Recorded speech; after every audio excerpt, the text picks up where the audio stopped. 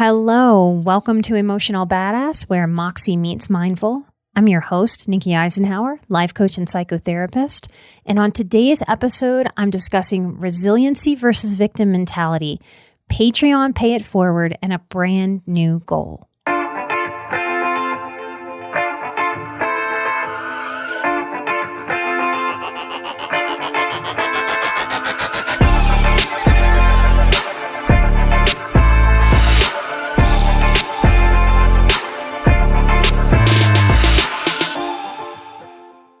All right, y'all, I hope you are enjoying spring wherever you are. We've certainly had some lovely weather, and I've been loving it and getting into the sunshine. I wanted to do this episode because I had such a good time doing the last live stream Q&A on our Patreon. The last topic was refusing victim mentality. I love y'all at Patreon. Y'all really ask the questions that I think pull the best information out of me. So I appreciate how we come together to create healing content. That's what we're doing over there at Patreon. And from the energy of refusing victim mentality for our April live stream Q&A, I chose the next Patreon pay it forward. And I don't think I say it here enough, but a full 10% of what we pull in at Patreon, we pay it forward. So every few months, I pick an organization or an individual, just something that stirs my heart, something that seems right. I'm already getting choked up. And I came across, as we do on the internet, right? I came across a lady named Carly Bird, B-U-R-D. Now, she has started something. It's called A Meal on Me with Love. Isn't that the nicest, sweetest little thing you've ever heard? A meal on me with love. She has MS. She has lupus. These are things that very much affect her body and her energy. And yet embodying the very anti-victim mentality that I try to talk to y'all about and encourage, she created a community garden. And that community garden has served hundreds of people. And in the way that bad things can happen to good people, somebody very viciously salted her garden. I saw a video of her melting down in tears. All of her hard work absolutely ruined, even the dirt ruined. So I immediately knew that's it. That's her. Our Patreon pay it forward is going to her. So together with all of you at Patreon, I had to convert it into pounds because she is across the pond doing that good work. We haven't yet sent any of our Patreon pay it forward money across the pond, and I'm happy to do that. I'm excited to do that because I know we actually have a lot of listeners over on that side. So hello, how are you? And happy with this worldwide community to throw some support your way to Miss Carly Bird. I hope that you guys like that pick. Last time we did a little vote for the pick, and it was an organization, and I'm really proud to be able to throw that her way towards an individual who is just doing her part to be good in the world.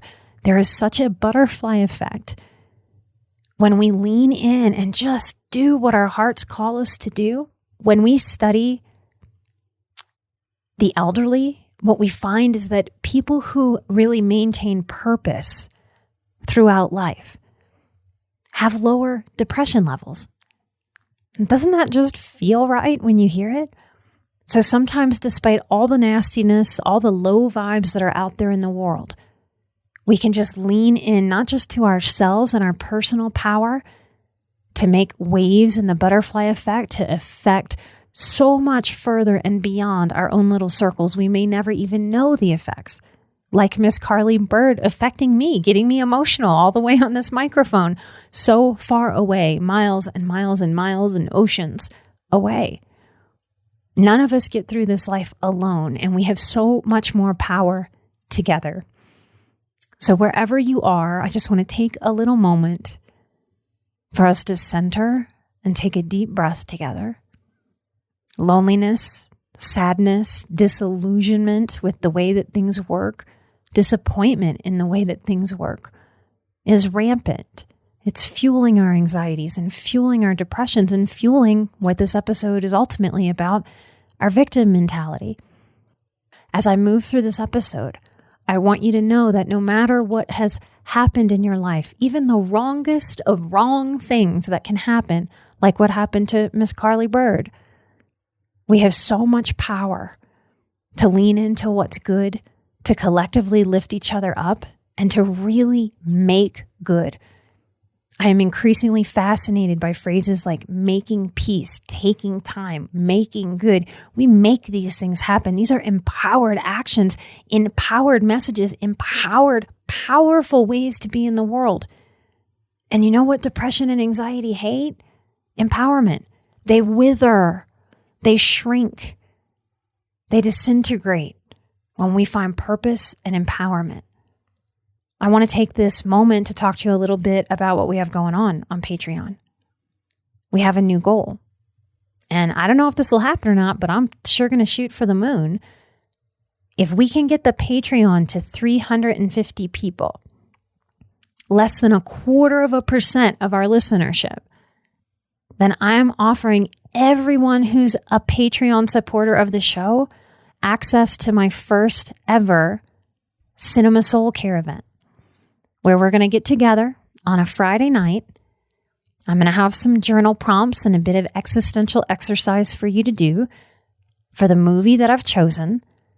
And it's an easy and fun, light way to come together, to have some entertainment, to have a Friday night, and to also learn and grow.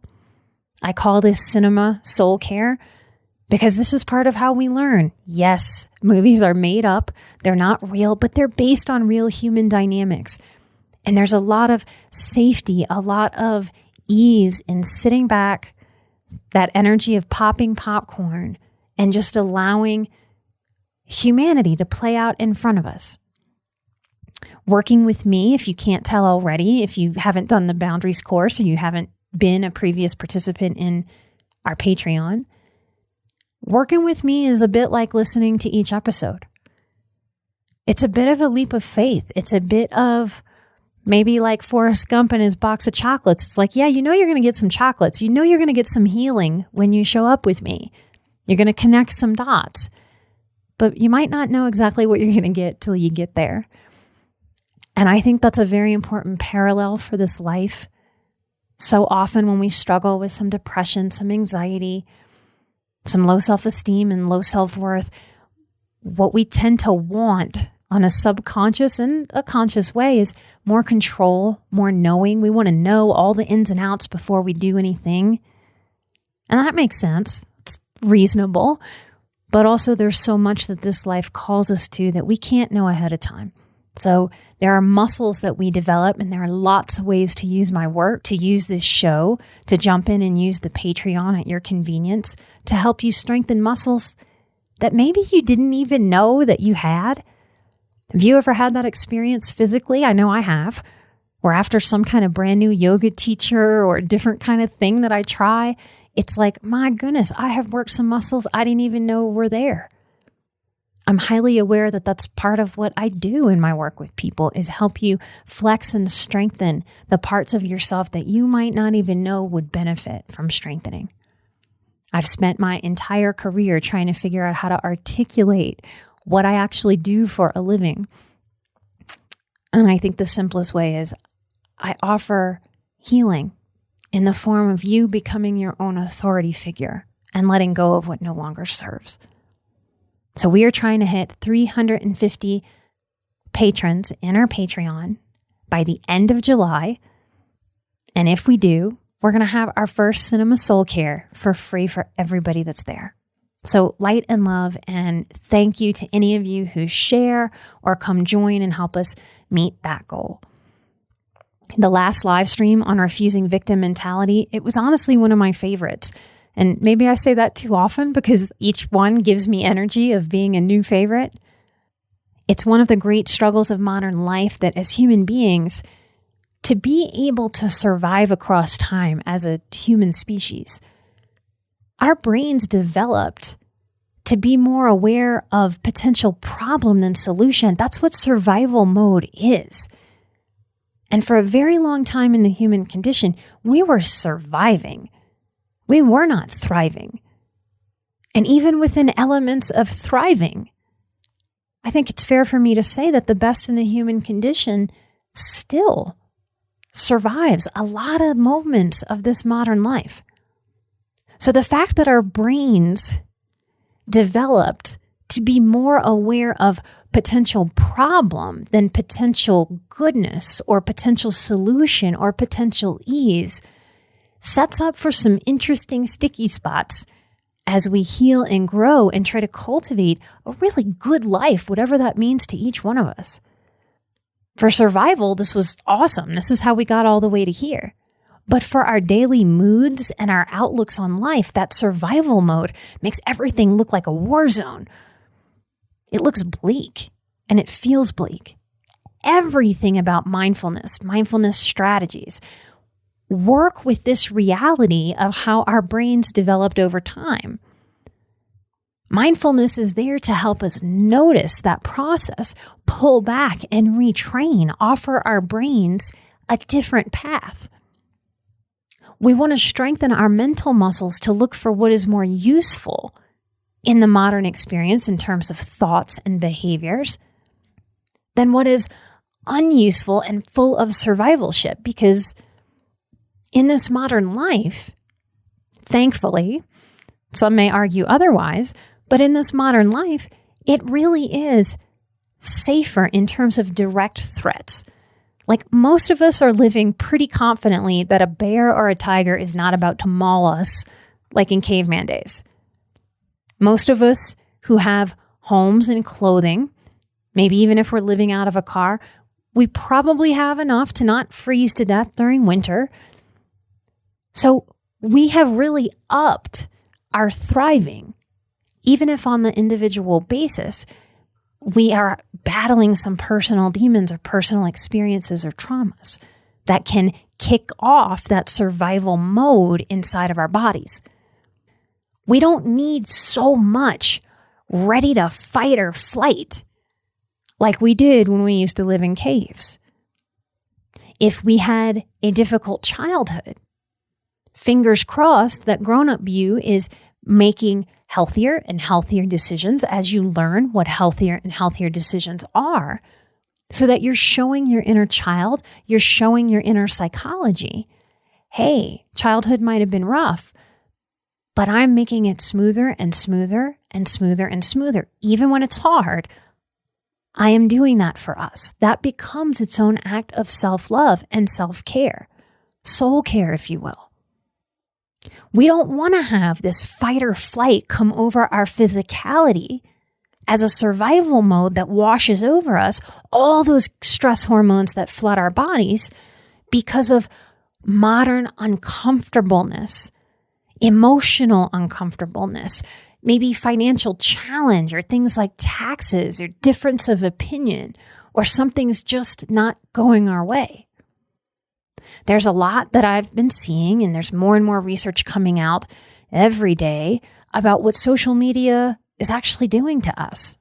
And part of what's coming out is that social media and colleges, believe it or not, for the past few years have basically been stoking the fires of victim mentality for a variety of reasons that I'm not going to go into here, though I might talk about on other episodes. Trigger warnings are a great example of part of the slippery slope that has grown victim culture, and that has come out of colleges in the last decade or decade and a half. Trigger warnings at face value sound and look so compassionate and reasonable. I mean, it's just a little bitty old trigger warning, just a couple of words, just a little heads up to help people who have anxiety or were traumatized. It sounds so simple and reasonable, just such an easy offering, doesn't it? It's very easy to slide into, well, of course we should all offer this. If only human beings received things at face value and didn't have a subconscious part of their mind in play constantly that also plays with our human ego. Because what's great in theory and at face value or on the surface can become twisted when it influences our subconscious mind, when it plays with our human egos, and our human egos and our subconscious dance a constant dance. Trigger warnings give the subconscious the message or the impression, combined with the ego, that because some say trigger warnings are right and some will give that to me, then I'm starting to feel entitled to get them. I want to get them everywhere I go. I feel very deserving to get that trigger warning. I'm going to shit all over the place. The world should do that for me because this is hard for me. We can see how this then creates, accidentally, from this intention of kindness and consideration and care, a victim mentality. Because if I'm entitled to this type of care and consideration, then it's easy to develop that I need this trigger warning to be okay in the world.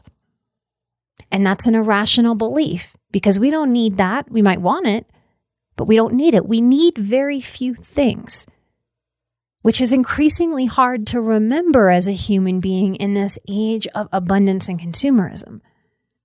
But if I feel entitled, if that's what develops inside of me, I feel entitled to receive this from other people, this trigger warning. And my ego is grabbing that entitlement and stoking it. And my mind decides that this is what I need to be okay. Then I'm creating my own process of feeling hurt and feeling victimized each time I don't get what my ego and subconscious mind have now decided I want. I am now the victim of you not participating in my irrational belief that the world should do this for me. The world needs to coddle me in what makes me comfortable. This demand for comfort actually becomes a victim mentality. I wish that wasn't true. This idea that life is supposed to be comfortable, fair, reasonable, it backfires so hard. And lots of trauma survivors try to subconsciously deal with their own childhood struggles by giving their children an idealized childhood. A lot of people wind up growing up thinking that is right, to really give this idealized childhood to their children, which sets their children up for more irrational beliefs and expectations in the world, which has the propensity to create more victim mentality. And y'all, I am so sorry. This life, this one precious life that I talk about on this microphone so often, it has so much good in it. But it also has so much bad. It really does. Life is never going to give us some kind of overarching comfort for a season, for a year, for a decade. We just don't have that available in this human life. And that has been true since the beginning of our humanity. There's a certain amount of struggle that has been associated with the human condition always. And struggle isn't always bad, even when it's uncomfortable. We know that our muscles and our bodies, our bones, need struggle. That's why people lift weights, to grow them. So there's a relationship that we can understand about struggle instead of trying to cultivate almost a demanding sense of comfort. In large part, this influenced why I developed a training in peace, because we need to deal with the realities of this world, and better coping strategies help us maximize, find, lean into more comfort than really what we know how to do naturally because of some of that brain stuff I talked about earlier, just how we've developed as people over time. Life is inherently uncomfortable, unpredictable, and uncontrollable externally. The most control we can have in this life is over ourselves, our minds, our bodies. Even if that doesn't feel true to you right now, I promise you it is. I know this intimately because for so long I didn't feel that I had control over my own body or mind as an effect of my trauma. I had a lot of dissociation and a lot of depersonalization. So the feeling of that is very, very true. But functionally, you can heal yourself out of feeling that uncontrolled or that out of control. And you can have more control over your system. That is what good healing brings to us. Not perfect control, but more of a sense of control over our experience, over our responses, over our reactions, over our choices, so that we can choose with more wisdom instead of reactivity. Trauma work helps embody and teach this to a survivor who in all ways was taught life is about surviving. So I better survive and I better survive. But as we get to safer and safer footing, that survivorship no longer fits our experience. It's a very strange thing to consider, or to hear me say for the very first time, that a human being, especially one that had a rough upbringing, has the opportunity to practice and teach himself or herself peace, ease, grounded centeredness, control over the self instead of control over the external world or people that we come across in this lifetime. Too much comfort, just like too much sitting, it kind of makes us soft. It makes us out of shape. That's the phrase. It makes certain areas in our bodies physically weaker in our musculature. So too much comfort, even if it was available and even if we got it and felt like we won some kind of comfort lottery, it doesn't really pay off the way that we idealize it will. It tends to make us more emotionally fragile. Ooh, a phrase I don't even like saying. It tends to make us shapeless. We have that phrase, spineless. And a lot of highly sensitive people will admit to me that they struggle feeling like a doormat in the world. Victim mentality makes us more doormatty, not stronger. We do better in this life when we grow muscles for this life. The world and the people in it cannot offer enough trigger warnings to eliminate discomfort or to eliminate traumatized people from getting triggered. And people who truly get triggered in terms of their nervous system, a clinical diagnosis of getting triggered, instead of using that as a buzzword, like, oh, that was so hard for me, I got triggered. But people who really get triggered understand this because the triggers are far and wide. As a sexual abuse survivor from my childhood, I can tell you, sometimes those triggers are very tricky to figure out. Sometimes it's in the pattern or the texture of the shirt of your abuser. And here you are at the grocery store and some random person has that same texture. It's hard to even consciously understand what frightened the body in that moment. So we're not going to get trigger warnings about a pattern in a shirt, about somebody's mustache or hair color or the smell of their perfume. It's impossible. I actually teach a lesson each year in the Boundaries course on leaning into triggers, flip-flopping what has become popular in the trigger conversation about avoiding them always. And I offer new thoughts, a new lens, a new resiliency and coping strategies, because when we lean into triggers, I don't mean just throwing somebody who doesn't have coping skills and saying, hey, lean into your triggers, just keep getting re-triggered. That's not what I'm saying. But through nuanced coping strategy, real self-love, not bubble baths, but really guiding yourself towards what is healthy and away from what is not, with integrity and commitment like we would for a small child that was in our care. When you learn how to artfully lean in to those triggers, that's ultimately how we desensitize ourselves to those triggers. And guess what happens at that point? At that point, that trigger no longer triggers. At that point, that pattern in that shirt just becomes some random pattern that doesn't freak my body out, that doesn't make my nervous system scream fight or flight. This is how we take our power back from those lingering triggers from any abuse.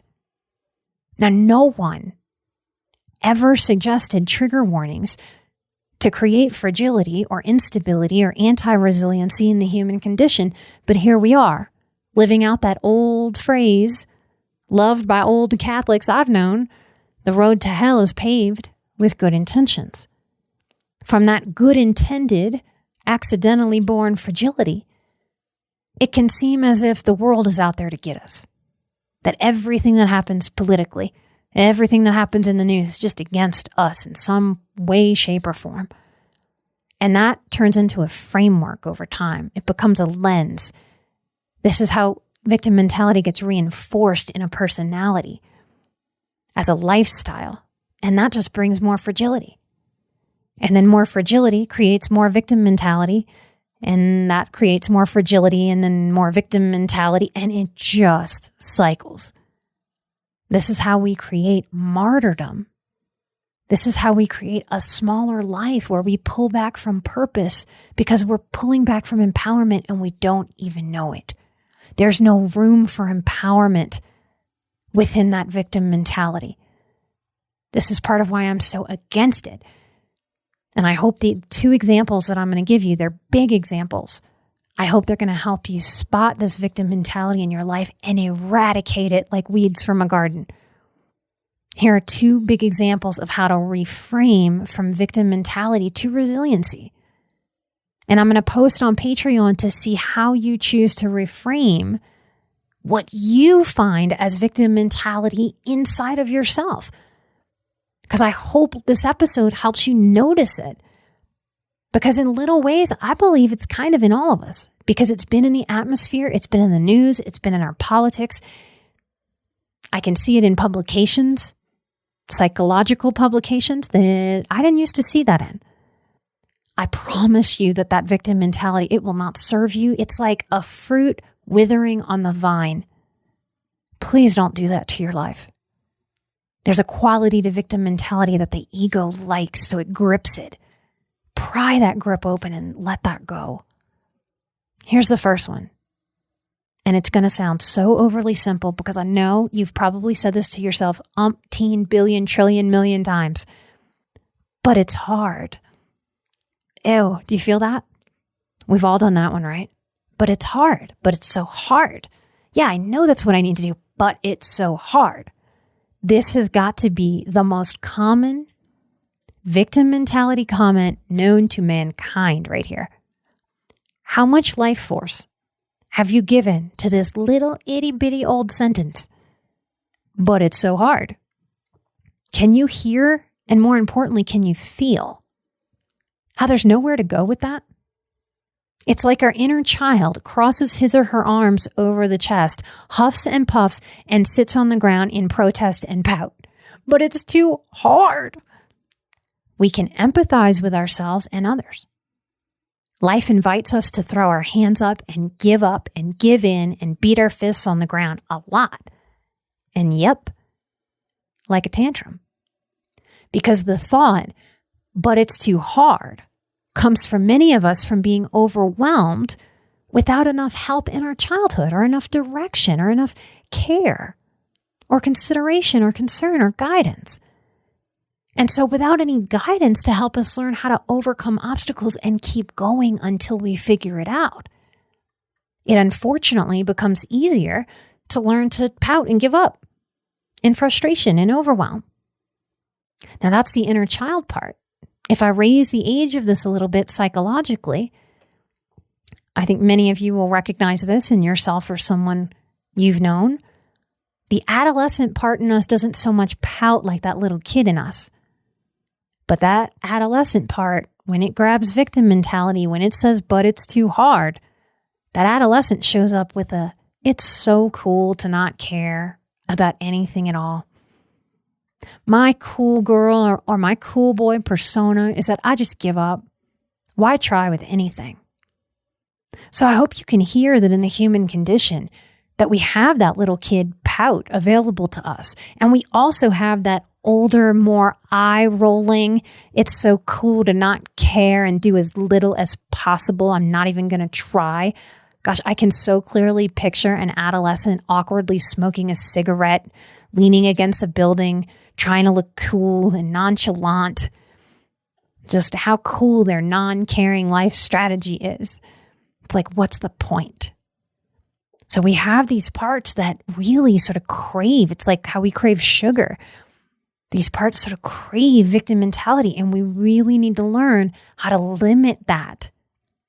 So what do we do when we catch ourselves going, it's too hard, whether we're in the little kid poutiness or the older, more adolescent middle finger energy of I don't want to try with anything? First, and this sounds overly simple, but we learn to acknowledge the feeling and be in the feeling and keep our thoughts just with that feeling. I'm just overwhelmed. I just don't like this. This is uncomfortable. This is how we start to feel the feelings, which is very different than letting the feel of the feelings create a victim story. This is what most of us do. This is what is unfortunately normalized in our society because we haven't done a great job, in my opinion, teaching human beings how to be with emotion. Probably because if we have been surviving since the beginning of time, there probably wasn't time to sit and process it because you're surviving. So here we are. We want to get out of this survival mode. We want to get out of this victim mentality. So we learn to acknowledge the feelings without creating a story. What's wrong with me? Why does this always happen to me? It's always me. The world is against me. That's the story that just makes the victim mentality bigger. And then if you're ever to get out of it, you have more that you have to wade through to get out of. So acknowledge and then coach yourself. Say to yourself, I'm going to take a deep breath and then do it. Go ahead. Let's try it right now together. Feel that? I can take a breath right now. I can also bite off what I can chew. Notice the difference between saying these things versus, but it's so hard. Notice that this gives you somewhere to go versus practicing powerless stuckness because it's hard. Here's another reframe. I'm frustrated. I'm annoyed. Let me sit in that for a few minutes. We learn to do so, and then we offer ourselves this message. It's time to shift. This is very important. Very important. If we have what I'll say for the sake of ease, proper parenting, a parent's going to see when we get overwhelmed, absolutely frustrated. They're going to offer us just a little bit of help so we can get over that hump and keep going. Or they might say, you know what, that's enough for right now. I want you to go have lunch, go outside and play, and come back to this later. Sometimes you just need to step away and then come back. When we get that type of parenting, we have internalized without even realizing it when it's a good, smart time to shift, to not try to think about something. This is also part of why so many highly sensitive people and survivors are overthinkers. Because in emotional neglect or physical neglect, we were left just to think when we really needed guidance out of our heads and into useful, appropriate, reasonable, age-appropriate action. Resiliency comes from a place of practiced belief that I can do what I can do no matter what is in my way, no matter what barriers or obstacles, one thing at a time. This is empowered messaging to create empowered action. And that creates empowered resiliency. And this is the opposite of victim mentality. Here's the second example I have for you, and it's a big one from my life. Here's the message.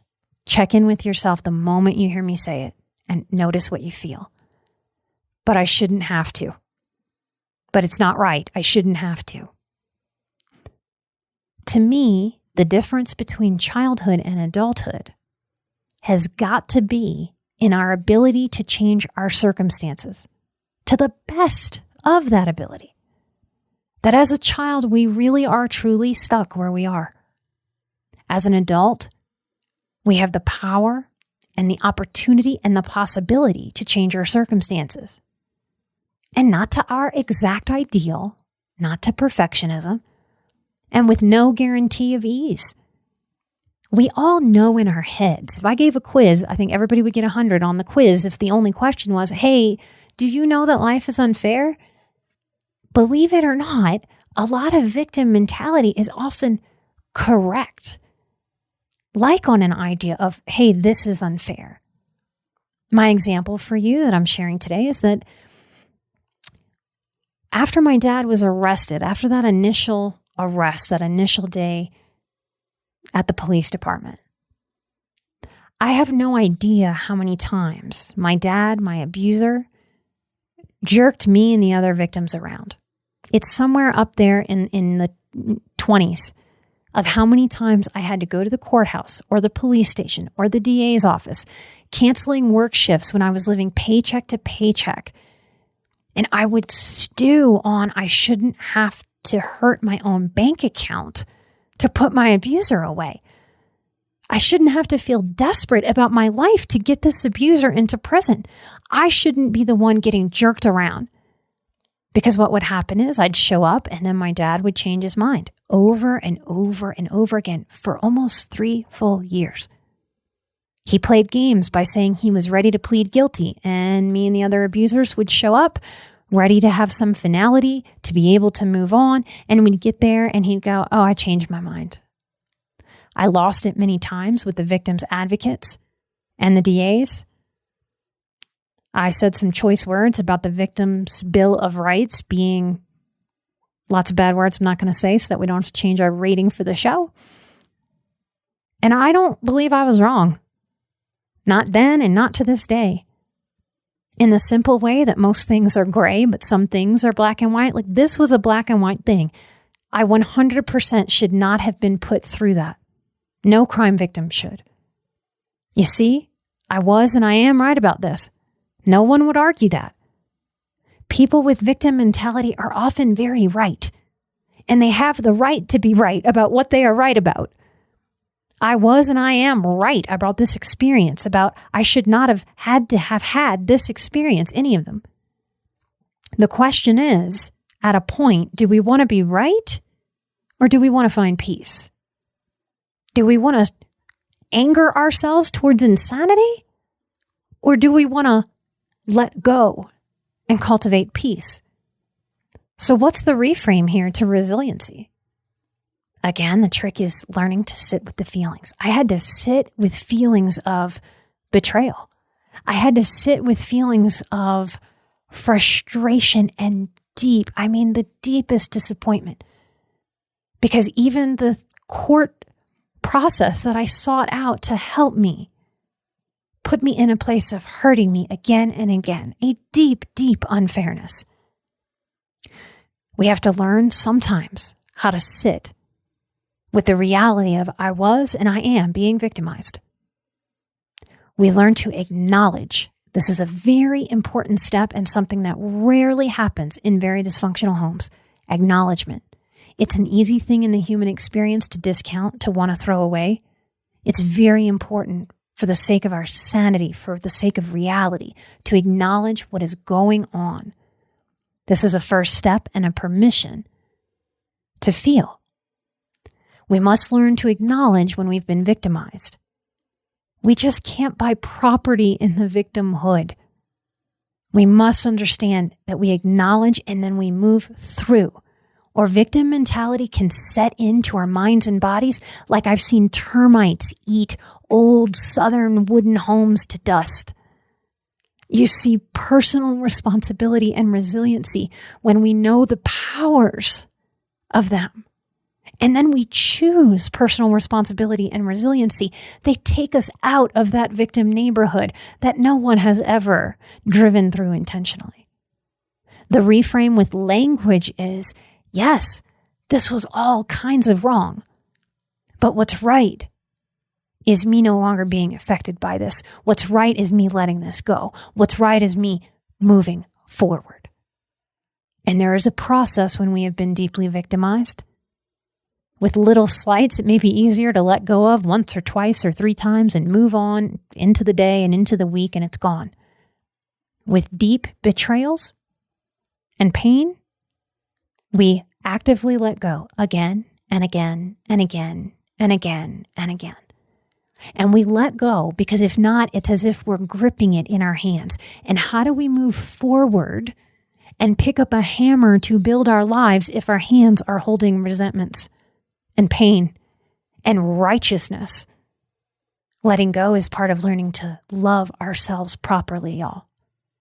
When we let go, our hands are free to pick different things up so that we can find our purpose. Picking things up, putting things down, having different experiences than pain. So we can be right. I was right. But now I get to be light. If you want to listen and learn from the Refusing Victim Mentality livestream Q&A, come and get it. It is archived. It is waiting for you right now. The next topics in coming months for May, we have loneliness and emotional well-being. June, regret and disappointment. And July, for my birthday month, age and healing. And I am open to any and all questions about your story and mine, anything that sparks the conversation so that we can talk about these things in a deep, feeling, resonant way so that we can let go of what no longer serves us and grab on to what does. If you were interested in helping us hit that goal, I mentioned at the beginning of the episode, help us hit 350 people. It is a teeny tiny fraction of those of you who are listening to my voice right now. Come hang out and learn and grow. And look, I mean it when I say, use me in this show in the ways that you need to grow. Some of you need to learn how to give and then take. Come and then go. It is perfectly fine to come into the Patreon, hang out, and then leave. And then if you want, you can come back again. You get to do in this life, not just with me and my stuff, with all of life's experience. When you use it to help you grow in the ways that can make you stronger, can get you to more peace, more well-being, more fulfillment, you are honoring this one precious life no matter what has happened to you. Look in the show notes to find Carly Bird's GoFundMe if you would like to support her in her program, A Meal on Me with Love by Carly, Carly, Bird, Burd. I'm an emotional badass. You're an emotional badass. And together we are where Moxie meets mindful. Light and love. And I will see you right here next time for a brand new episode. Bye-bye.